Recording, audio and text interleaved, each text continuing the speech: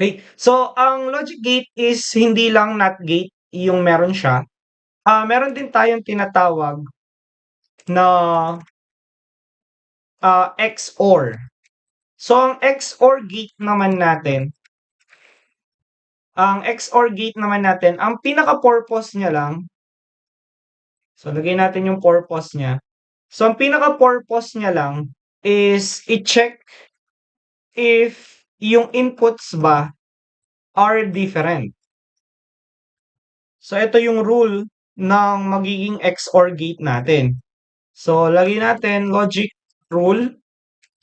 So, ang logic rule niya, kapag same, 0 siya. Kapag naman different ang value natin, automatic 1 yun. So, for example, ang input ng user natin ay 1 and 1. So, same number yan. So, equal niya into 0. Kapag naman naging 1, 0 yan, equal niya into 1. Kasi different number siya.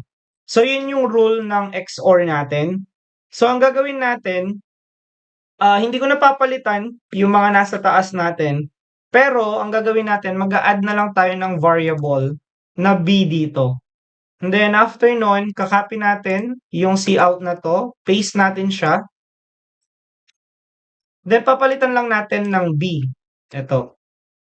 Okay, after nun, ang next na gagawin natin is papalitin yung variable na b natin. And then, gagamit tayo ng exclamation dito.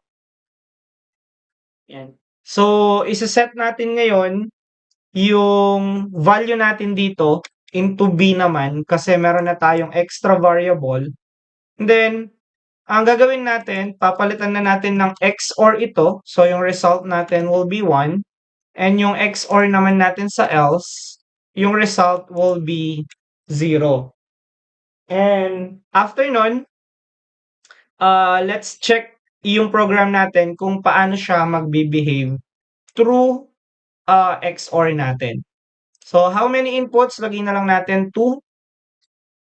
And then, sabihin natin 1 and 0. So, ang result natin 1 kasi ang rule niya different 1.